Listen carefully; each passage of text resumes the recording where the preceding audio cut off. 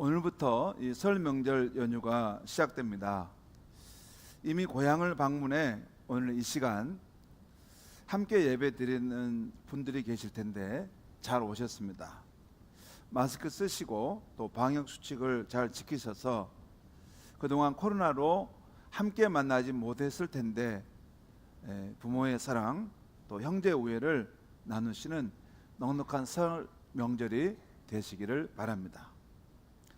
성경적인 교회가 꼭 해야 할 활동이 있는데 5가지 활동이 있습니다. 예배, 교육, 선교, 봉사, 교제입니다. 이 5가지가 균형 있게 성장해야 교회가 건강하게 성장합니다. 그런데 이 가운데 무엇이 가장 먼저이겠습니까? 두말할 것도 없이 예배입니다. 예배가 살아있으면 다른 활동도 살아있게 됩니다. 성도의 신앙생활도 마찬가지입니다. 성도의 신앙생활의 중심은 예배입니다.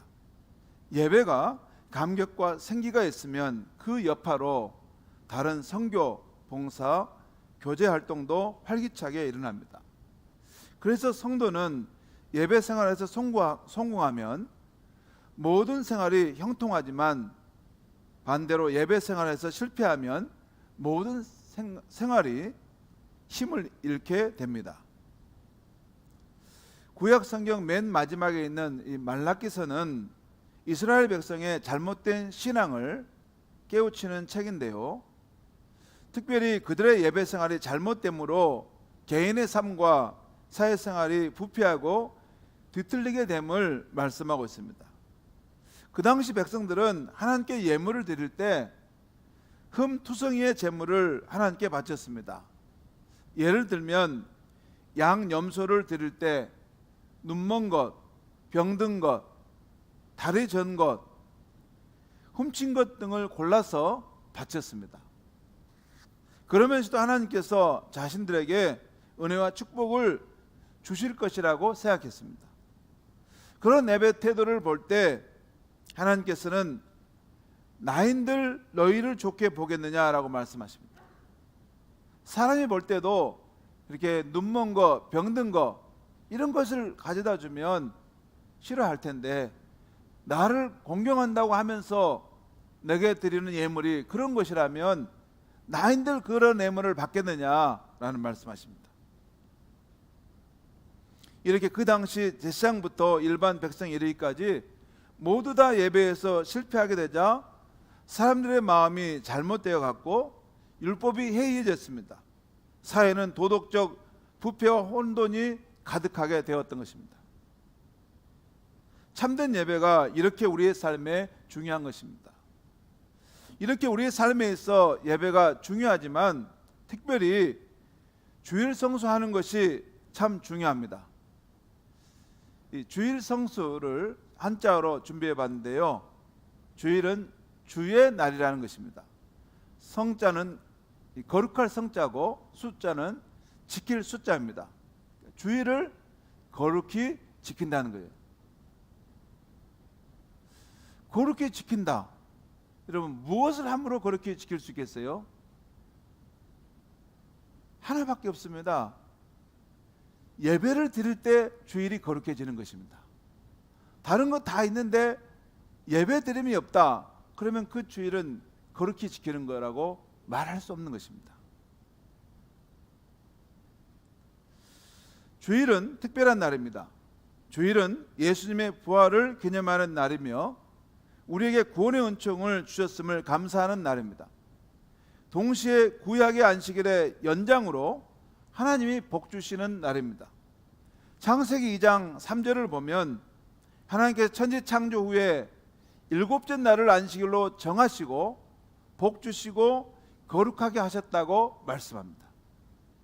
하나님이 말씀하시면 그렇게 됩니다. 그런데 주목할 것은 인간이 6째 날에 창조되었는데 창조 후 처음 맞은 날이 무슨 날입니까? 6째 날 다음에 처음 맞은 날이 무슨 날이에요? 7째 날 안식일입니다. 그러니까 인간은 먼저 하나님 앞에 나와 복을 받고 세상에 나아가 일을 한다는 것입니다. 이것이 하나님이 세우신 축복의 원리입니다. 하나님은 6대 날 동안 일하시고 7째 날에 쉬었습니다. 그런데 인간은 창조되고 나서 먼저 첫째 날을 하나님께 나와 예배하고 복을 받은 후에 그 다음에 이 6일 동안을 일하고 활동하는 것입니다. 이게 하나님이 정하신 축복의 법칙입니다. 먼저 하나님 앞에 나와 복을 받고 그 후에 세상에 나가서 일해야 하는 것이에요. 왜? 인간은 지혜와 능력과 이런 세상을 이렇게 평화롭게 만들 힘이 우리에게는 없습니다. 예배를 통해서 하나님께 복을 받아야만이 그 힘으로 세상을 다스리고 세상을 하나님 나라로 세울 수 있는 그런 지혜와 능력을 갖게 되는 것이죠. 시편 127편 1절과 2절 말씀입니다. 여호와께서 집을 세우지 아니하시면 세우는 자의 수고가 헛되며 여호와께서 성을 지키지 아니하시면 파수꾼의 깨어 있음이 헛되도다.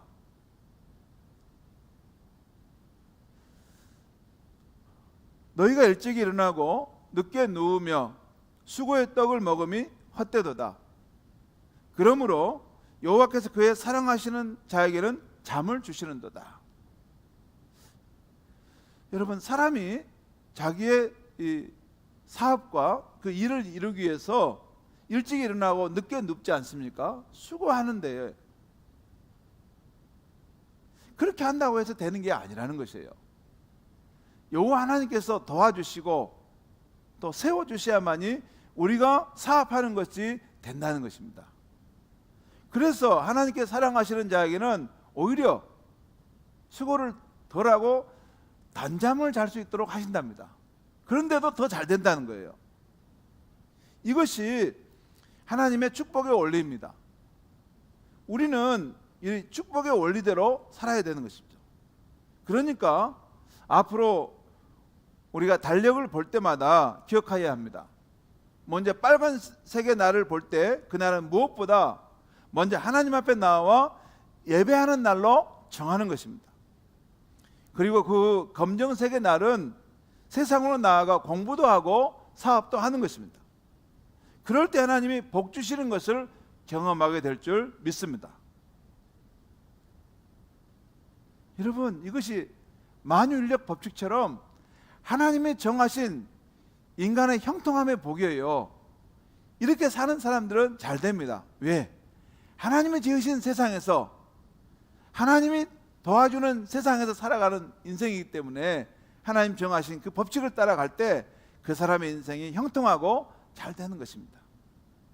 창세기를 보면 믿음의 조상 아브라함은 영적으로 육적으로 복을 많이 받은 사람으로 나옵니다.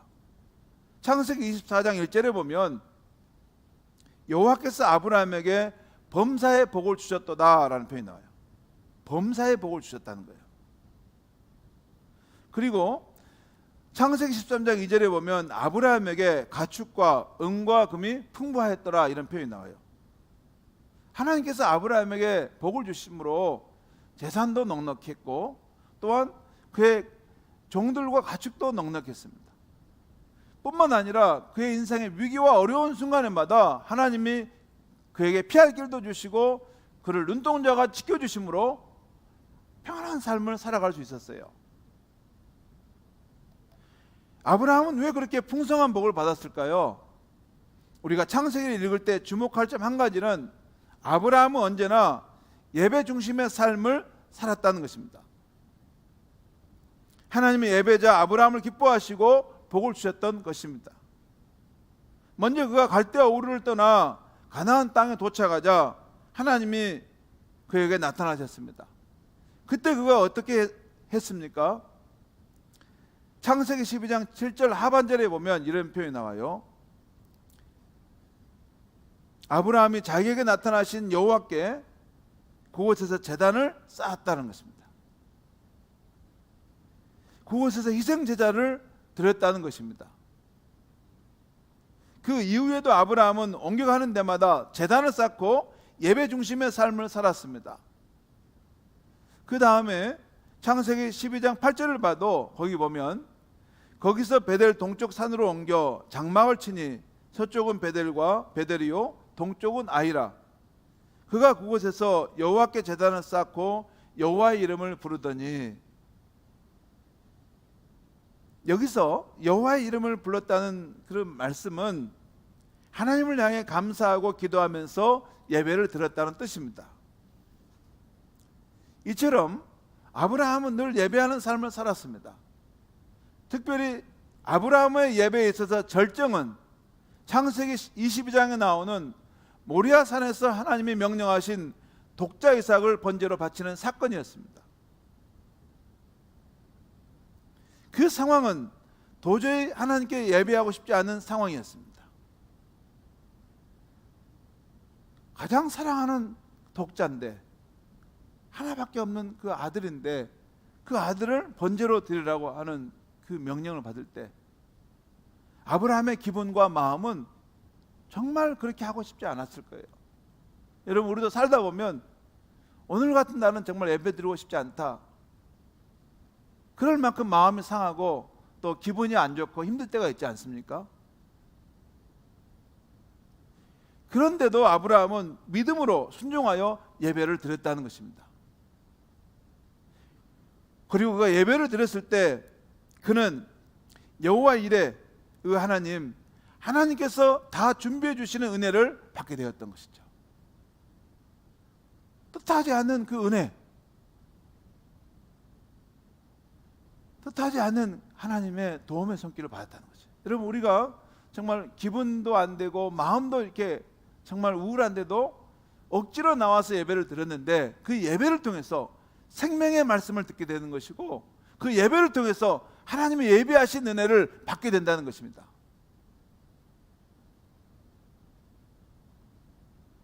아브라함은 믿음의 조상일 뿐만 아니라 예배자로서 살았고, 하나님께서 그를 기뻐하시고 복을 주신 인생이 되었던 것입니다.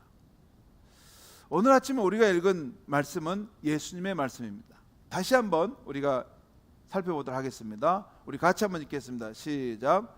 아버지께 참되게 예배하는 자들은 영과 진리로 예배할 때가 오나니 곧 이때라. 아버지께서는 자기에게 이렇게 예배하는 자들을 찾으시느니라. 또 읽겠습니다. 시작. 하나님은 영이시니 예배하는 자가 영과 진리로 예배할지니라. 이 말씀에서 예수님은 참된 예배와 관련해서 다음 세 가지를 분명하게 말씀하고 있어요. 먼저 하나님께 참되게 예배할 때가 오는데 바로 지금이라는 것입니다. 이것은 예수님 자신의 십자가 구속 사역을 통해서 사람들이 하나님을 참되게 예배하게 될 것이라는 말씀입니다. 그 전에는 다 동물의 희생을 통해서 하나님께 예배를 드렸으니까 불완전했어요. 그런데 예수님이 오셔서 우리 인간을 위한 속죄 어린 양이 되어 주심으로, 완전한 희생 제사를 드려 주심으로 예수님을 인해서 우리가 하나님 앞에 참된 예배를 드리는 길이 열리게 되었다는 것입니다. 두 번째는 오늘 이 말씀 속에서 두 번째 예수님이 말씀하시는 것은 하나님 아버지는 참되게 예배하는 자를 찾으신다는 것입니다. 여러분, 예배하는 자를 찾으시는 하나님의 모습이 그려집니까? 지금 우리가 하나님께 예배하고 있는데 또 그 가운데 예배하는 자를, 참되게 예배하는 자를 하나님이 찾으신다는 거예요. 저와 여러분은 하나님이 찾으시는 그 예배자이냐는 거예요. 세 번째, 이 요한복음 4장 23절 24절에서 예수님이 말씀하시는 세 번째 뜻은 하나님께 드릴 참된 예배는 영과 진리로 드리는 예배라는 것입니다. 24절 말씀대로 하나님은 영이시니 예배하는 자가 영과 진리로 예배 드려야 한다는 것입니다. 여기서 하나님은 영이시라는 말씀은 하나님은 우리 눈에 보이지는 않지만 우리가 있는 곳에 실제하시는 분이시라는 것입니다.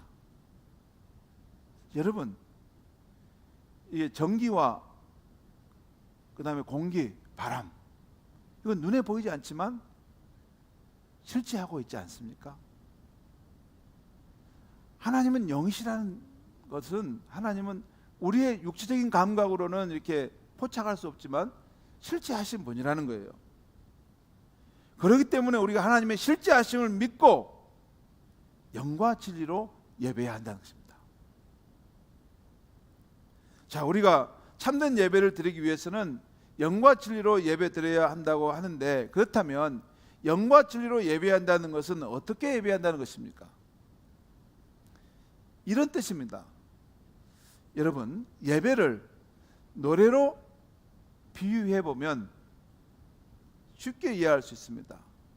예배가 노래라고 한다면 영은 멜로디이고 진리는 가사에 비유할 수 있겠습니다. 그러니까 아름다운 노래가 불러지려면 멜로디와 가사가 다 필요하죠. 이런 멜로디 선율이지 않습니까? 이렇게 나가는 거.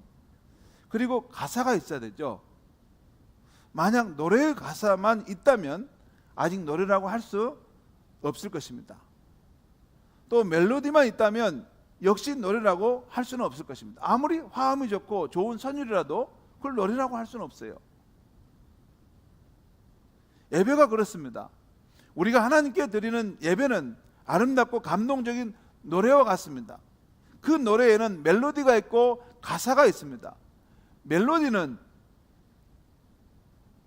성령이신 주님의 임재입니다. 가사는 예수 그리스도의 복음이라는 진리입니다. 그러므로 참된 예배란 성령의 임재와 예수 그리스도의 복음이 선포되는 예배인 것입니다. 예배의 순수한 형식을 잘 만들어서 그대로만 잘하면 예배를 드리고 한 것이다 생각할 수 있는데, 아닙니다. 그건 예배가 아니에요. 여러분, 이 예배에는 하나님께서 영이시지만 이 예배를 가운데 계시고 우리 예배를 받으신 것입니다. 그러니까 우리가 무슨 행위를 하고 간다고 해서 그게 무슨 예배를 받는 게 아니에요. 영이신 하나님이 우리의 가운데 계시고 우리의 마음을 받으시고 우리 헌신을 받으시고 우리의 기도를 받으신다는 것을 믿어야만이 그곳에서 하나님이 예배를 받으시는 거예요.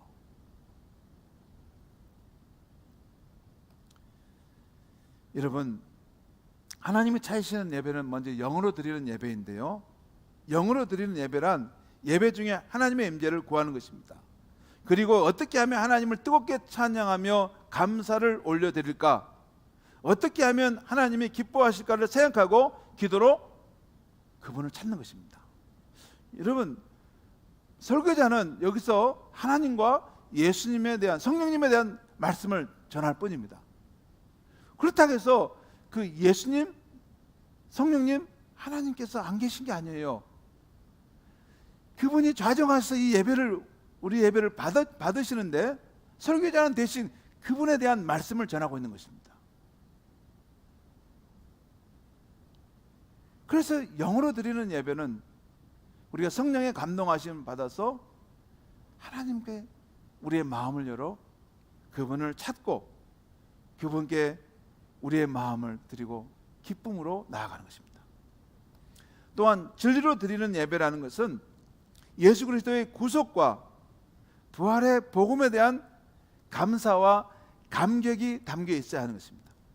우리가 무슨 자격으로 하나님께 예배할 수 있습니까? 원래 우리는 죄인이라 하나님께 예배드릴 자격이 없었습니다. 구약 같았으면, 우리는 이렇게 하나님의 성전에 가까이 왔으면 이미 그 거룩한 불이 우리를 소멸시켜 버렸습니다. 우리는 감히 하나님께 나아갈 수 없을 만큼 하나님은 거룩하고 거룩하신 분이십니다. 그러나 예수님께서 십자가에서 우리를 대신하여 모든 죄를 사하셨고, 그래서 우리를 깨끗게 하셨습니다. 그리고 부활하셔서 하나님의 보좌 우편에 앉으셨습니다. 지금은 성령께서 우리 안에 임하셨습니다. 그래서 우리가 하나님의 자녀임을 증거하고 계십니다. 우리가 이 사실, 이 진리를 믿기 때문에 하나님 앞에 예배드리는 것입니다. 이것은 단순한 지식이 아닙니다.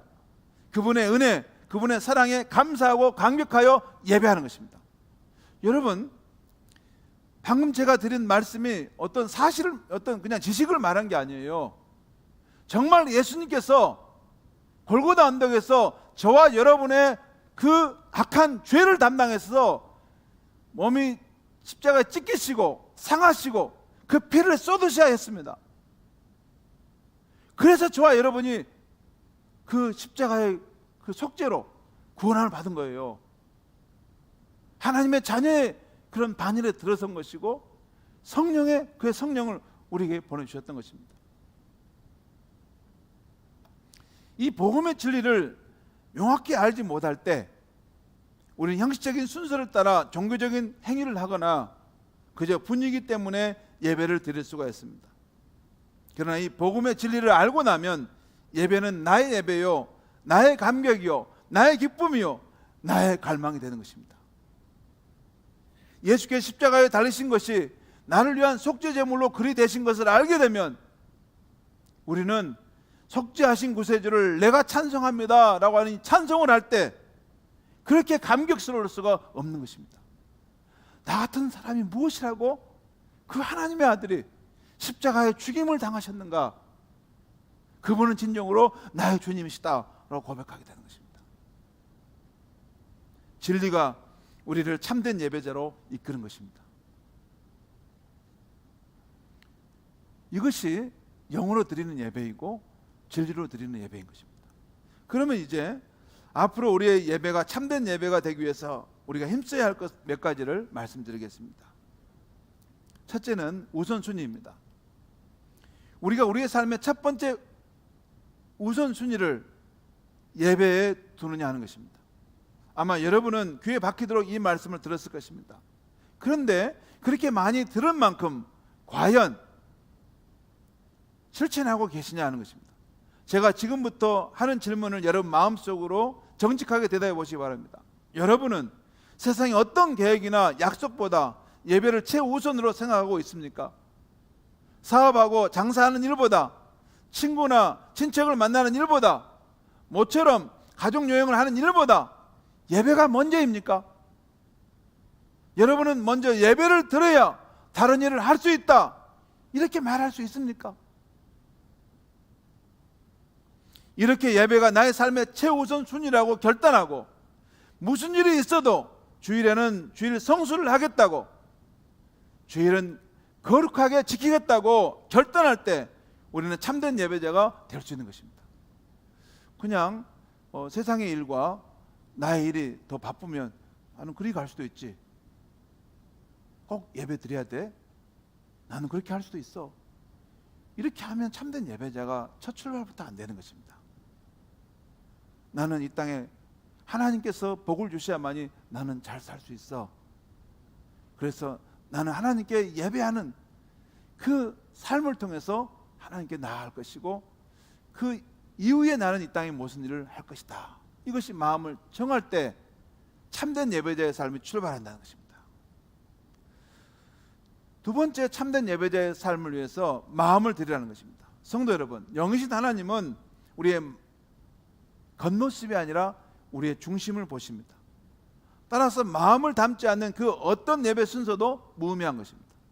잠언 23장 6절 말씀입니다. 내 아들아, 너의 마음을 내게 주며, 마음을 달라는 것입니다. 이게 바로 하나님이 우리를 향해 갖고 계신 유일한 소원인 것입니다. 우리가 예배를 드릴 때 형식도 중요한 것입니다. 그러나 예배의 순서 가운데 나의 진실한 마음이 담길 때 비로소 하나님이 받으시는 참된 예배가 되는 것입니다. 예물을 준비하는 것도 그렇고, 찬송하는 것도 그렇고, 기도하는 것도 그렇고, 비록 공적으로 그것이 진행되지만 그 순간순간마다 나의 마음을, 나의 고백을 담을 때 그것이 참된 예배가 된다는 것입니다. 성도 여러분, 우리가 예배 순서마다 진실하고 사모하는 마음으로 하나님을 만나고자 합니까? 이런 마음가짐이 아니고 그냥 예배 한 번 드린 것으로 만족하면 백날 예배에 참석해봐야 그것은 예배 출석 이상의 의미가 없습니다. 그 이상은 없어요. 그런 예배는 아무 소용없어요. 왜? 우리는 살아계신 인격자 예수 그리스도 또 하나님 아버지 앞에 예배 드리고 있는 상황이기 때문에 그래요.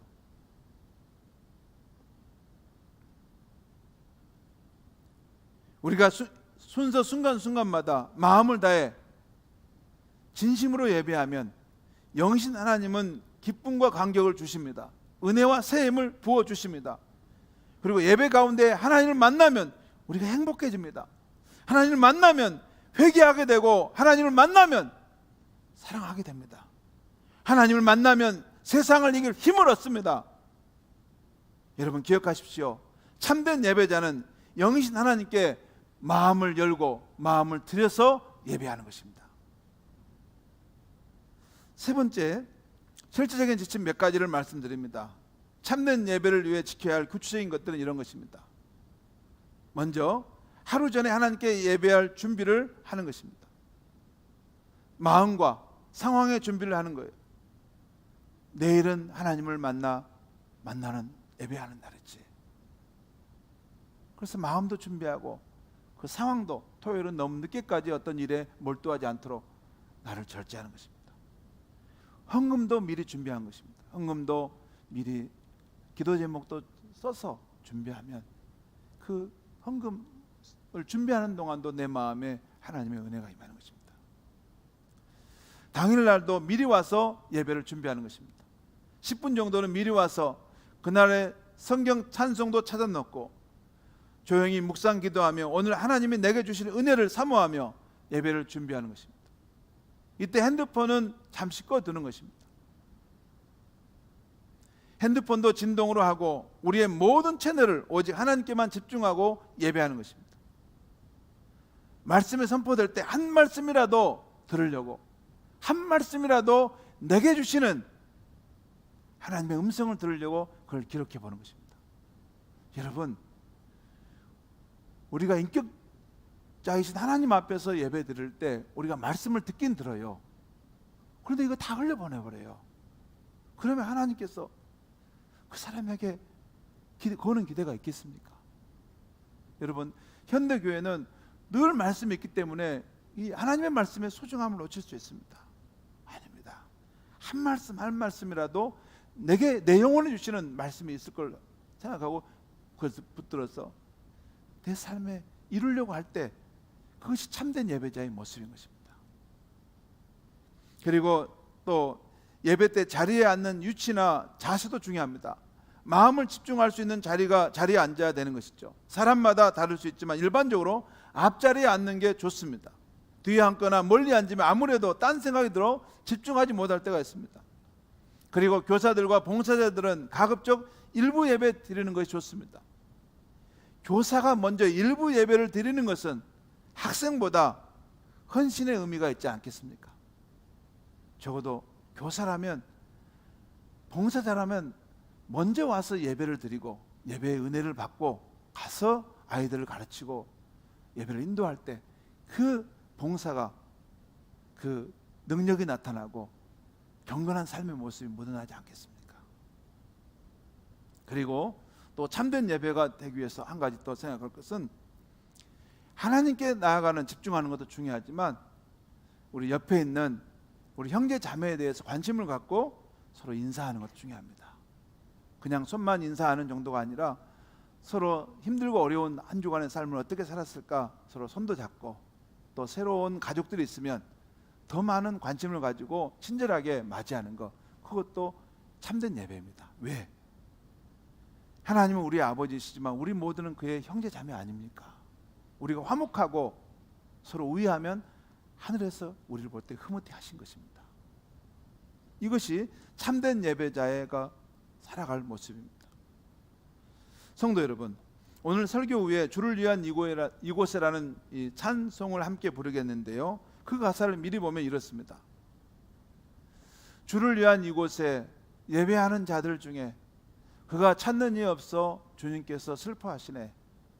주님이 찾으시는 그 한 사람, 그 예배자, 내가 그 사람 되길 간절히 주께 예배하네. 주 은혜로 이곳에 서 있네. 주 임재에 엎드려 절하네. 그 어느 것도 난 필요 없네. 주님만 경배해. 얼마나 주님을 사랑하면, 얼마나 주님이 고맙고 좋으면 나는 다른 것은 다 필요 없어. 주님 자신만 내게 있으면 되고 주님만을 경배하는 것이 오늘 내 삶의 의미와 목적입니다라고 고백하는 거예요. 여러분 그런 경우 안 만나봤습니까? 정말로 좋은 사람, 정말로 반가운 사람, 정말로 친한 사람, 너무나 소중한 사람이 오면 다른 거 아무것도 필요 없죠. 그 사람 자신이 너무 고마운 거예요. 그것이 예배자의 모습입니다. 사랑하는 성도 여러분, 가슴 저며 오는 가사 아닙니까? 지금 이 순간 이 예배당에서 주께 예배하는 우리 성도들 가운데 주님이 누군가를 찾고 있는데 바로 예배자라는 것입니다. 이 예배당에서, 아니 지금 이 순간 이 땅의 모든 교회 가운데 예배하는 수많은 성도들 중에서 참된 예배자를 주님이 찾고 계신다는 것입니다. 그런데도 안타깝게 그 한 사람을 찾지 못해 주님이 슬퍼하시는다는 것이죠. 성도 여러분 어떻습니까? 이제는 우리가 참된 예배자로 주님 앞에 서야 하지 않겠습니까? 우리 교회 성도님들이 주님이 찾으시는 그 한 사람, 그 예배자가 되어야 하지 않겠습니까? 그래야 우리 한 사람 한 사람의 참된 예배자가 모여서 우리 예배가 참된 예배가 되고, 그래야 우리 교회가 살아나고, 그래야 우리 교회가 이 세상에 소망이 되지 않겠습니까? 저는 우리 모두가 주님이 찾으시는 그 한 사람, 그 예배자가 되기를 간절히 원합니다.